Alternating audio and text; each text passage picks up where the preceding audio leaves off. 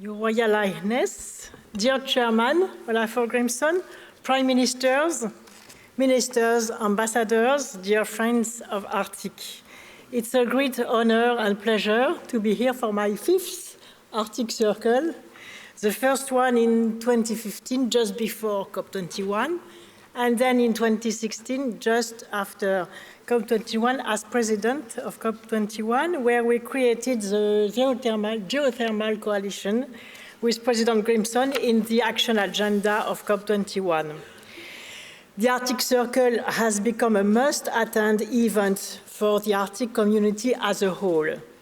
I would also like to congratulate Iceland, Mrs. Prime Minister, for its Arctic Council chairmanship and for putting sustainability as the main driver of its program.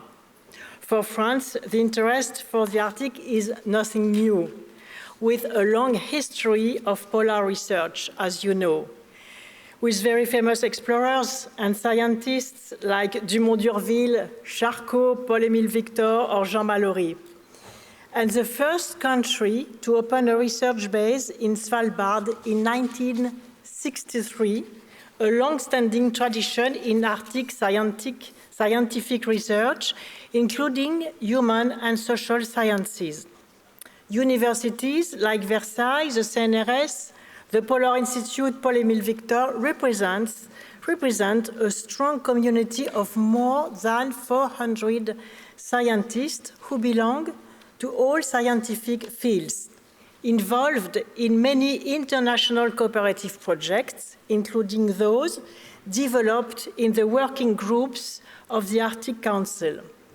France is number 6 ranked for polar scientific publications and number 2 ranked for scientific quotation.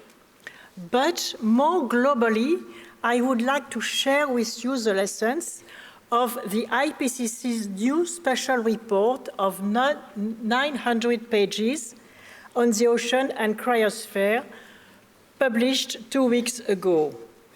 The Arctic and Antarctica are at the heart of this report, which I commissioned in 2016 from IPCC as chair of COP21. First, the melting of the ice. The melting is about 430 billion tons each year. 440 billion tons each year, with a lot of indirect consequences. For example, the report underlines impacts on water resources, water quality, and food security. More than 2 billion people depend on glaciers for their drinking water. However, the low-altitude glaciers that provide this drinking water in Central Europe, the Caucasus, North Asia, and Scandinavia will lose 80% of their volume by 2100. 2, pollution. According to the report, the melting of permafrost could release 800,000 tons of methane. Impact on health, therefore, but also on infrastructures. The melting of permafrost is like an earthquake with houses, roads, and so on, which move or even collapse. 3, the warming of the oceans. As you know, the ocean is the planet's air conditioner. It has absorbed 90% of global warming and a quarter of CO2.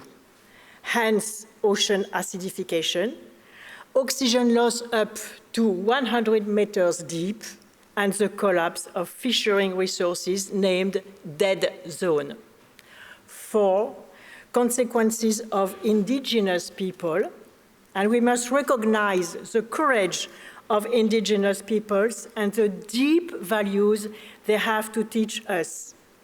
Industrialized countries always wanted to dominate nature, to destroy it for short-term profits, to consider nature as a free good. On the contrary, indigenous peoples have experienced to not dominate nature, but to respect it, to understand nature and not to consider nature as a free good. This is a fantastic lesson, more and more relevant. It is called sensibility. The IPCC report, therefore, puts three emergencies into perspective. One, reduce quickly fossil fuels and build the zero-carbon economy. Two, implement sustainable development rules. The need to ban heavy fuel oil in Arctic can be mentioned here. This is what we are advocating to the IMO under the precautionary principle. And three, prevent conflict-related competitions for resources. To end, I would like to focus on painting and literature. Painting. The artist Bénédicte Klein currently displayed at the Alliance Française in Reykjavik, the first Alliance Française in the world, opened in 1911, and whose boat was stuck in ice in Greenland during her artist residence.